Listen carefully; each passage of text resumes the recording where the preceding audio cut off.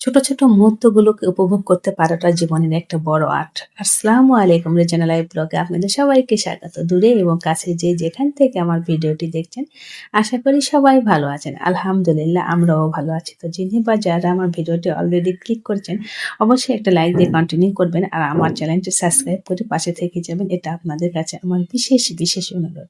আজকে এই ব্লগটি শুরু করেছি কিন্তু একটি বৃষ্টিময় দুপুর থেকে। মার্শাল্লাহ এত সুন্দর বৃষ্টি আর বাতাস সব মিলে কিন্তু অসাধারণ লাগছে। তো ছাদ থেকে চলে এসেছে কিন্তু ব্যালকনিতে।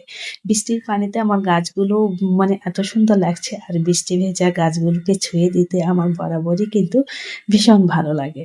তো যাক অনেকটা সময় কিন্তু ছাদ বেলকনি দুটো দিকেই বৃষ্টি বিলাস করলাম। আসলে মধ্যবিত্ত পরিবারের বৃষ্টি বিলাস বলে কথা। যত কিছু করেন না কেন গৃহিণীকে কিন্তু রান্নাঘরে যেতেই হবে, রান্না করতেই হবে। তো ভেবেছিলাম ভুনা খিচুড়ি রান্না করব। কিন্তু ছেলে বলছে না সে ভুনা খিচুড়ি খাবে না, সে বিরিয়ানি খাবে। তো যাক ওই ফাঁকিবাজি করে একটু বিরিয়ানি রান্না করে দিলাম। তো চালগুলো কিন্তু আমি মানে 60% সেদ্ধ করে নিয়ে তারপরে আগে থেকে যে চিকেনটা কষিয়ে রেখেছিলাম সেটা উপরে দিয়ে এই আর কিছু আলু মানে সুন্দর করে একটু মানে হলুদের গুঁড়ো, মরিচের গুঁড়ো, লবণ, তেল দিয়ে খুব ভালো করে ভেজে নিয়েছিলাম। সেগুলো দিয়ে এদের ছেলের জন্য একটুখানি বিরিয়ানি রান্না করে দেব। আসলে মধ্যবিত্ত পরিবারে বৃষ্টি বিলাস বলে যা হয় সবকিছু কিন্তু মানে সুন্দর, সুন্দর মুহূর্তগুলোকে ছোট, ছোট মুহূর্তগুলোকে যদি আপনি সুন্দর করে উপভোগ করতে পারেন না তাহলে দেখবেন কিন্তু অনেক বেশি ভালো লাগছে।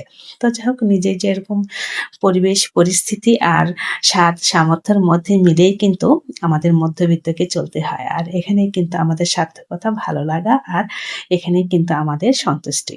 যাই হোক ঝটপট করে ছেলেমেয়ের জন্য কিন্তু এই যে ফাঁকিবাজি করে বিরিয়ানিটা রান্না করে নিচ্ছি। আসলে এরকম বৃষ্টির দিনে ভুনা খিচুড়ি, বিরিয়ানি, আচার দিয়ে খেতে কিন্তু বরাবরই ভীষণ ভালো লাগে। তো বাচ্চাদের জন্য কিন্তু সবকিছু মোটামুটি রেডি করেছি। আর এটা হয়ে গেলে কিন্তু বাচ্চাদের খেতে দিয়ে দেব। যেহেতু সবাই আজকে বাসায় আছে সব মিলিয়ে কিন্তু খুব সুন্দর করে দিনটা উপভোগ করার চেষ্টা করছি। আসলে আমি সবসময় মনে করি যে সামর্থ্য বা স্বাদ যেটাই থাক না কেন ছোট, ছোট মুহূর্তগুলোকে খুব সুন্দর করে সেলিব্রেশন করতে। আর সেখানে যে অনেক কিছু আয়োজন থাকতে হবে কিছু না থাকলেই হবে না এরকম না। যতটুকু আছে ততটুকু দিয়েই কিন্তু আপনি সুন্দর করে আপনার চারপাশে পরিবেশ, সময়, পরিস্থিতি নিয়ে কিন্তু উপভোগ করতে পারেন। আসলে মধ্যবিত্ত পরিবারে কিন্তু এভাবে চলতে হয় আর এখানেই কিন্তু আনন্দটা থাকে। আর এই যে দেখছেন এই ফলটা মাশাআল্লাহ এত বেশি মিষ্টি এটা হচ্ছে থাই সবেদা। দেখতে যেমন সুন্দর খেতেও কিন্তু অনেক, অনেক সুন্দর। আমি কিন্তু এবার ১ম খেলাম। আমি মানে আমার বাচ্চাদেরকে নিয়ে এই ফার্স্ট খেয়েছি। এমনিতে সবেদা বরাবরই খাওয়া হয় কিন্তু এই থাই সবেদা এইবারই ১ম খেলাম। অসাধারণ মিষ্টি খেতেও কিন্তু ভীষণ ভালো লেগেছে।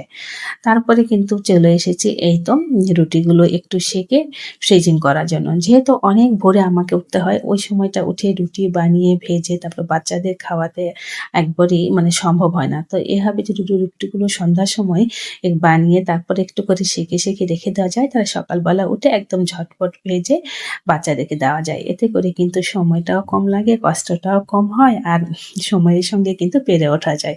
তারপরে কিন্তু একদম রাত্রি হয়ে গেছে বাচ্চাদের খাওয়াই-দাওয়াই তারপরে কিন্তু এই যে বেডগুলো ঝাড়ু দিয়ে নিচ্ছি।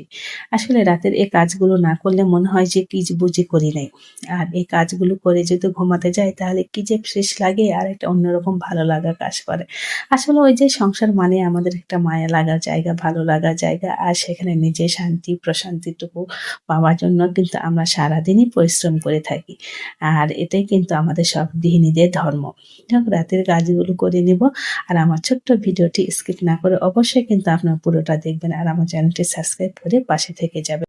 সংসারে কাজগুলো গুছিয়ে করতে আমি সবসময় ভীষণ পছন্দ করি। একটার পর একটা ধাপে, ধাপে কাজ করে নিলে দেখবেন আপনার সংসারটাও থাকছে একদম গোছানো, পরিপাটি এবং ঝলমলে। একটুকু আপনার কাছে বিরক্তি বা ক্লান্ত লাগবে না।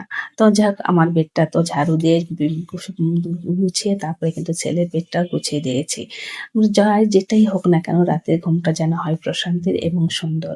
আর এভাবে কিন্তু চেষ্টা করি প্রত্যেকটা দিন রুটিন হিসাবে চলতে। আর সবসময় যে যদি সবকিছু পরিষ্কার থাকে না তাহলে দেখবেন কিন্তু অন্যরকম একটা ভালো লাগছে, মনে একটা শান্তি কাজ করে। যেদিকেই সংসারে তাকাবেন সেখানেই কিন্তু আপনার হয়ে কথা বলবে প্রত্যেকটা কণ। আর তখনই বুঝবেন যে সংসার একান্তই শুধু আপনারই হয়েছে। তারপরে কিন্তু এই বেছে নিয়ে এটা যেহেতু সবাই ইউজ করা হয়ে গেছে, তারপরে কিন্তু আমি এটা সবসময়ই ব্যবহার করার পর রাতের বেলা ধুয়ে রাখি যাতে সকালে উঠে একটা সুন্দর ঝকঝকে বেসিন ব্যবহার করতে। আর এদিকে রান্নাঘরটা ক্লিন করে নিয়েছি। তো সবাই ভালো থাকবেন। আবারও দেখা হবে পরবর্তী ভিডিওতে। আল্লাহ হাফেজ।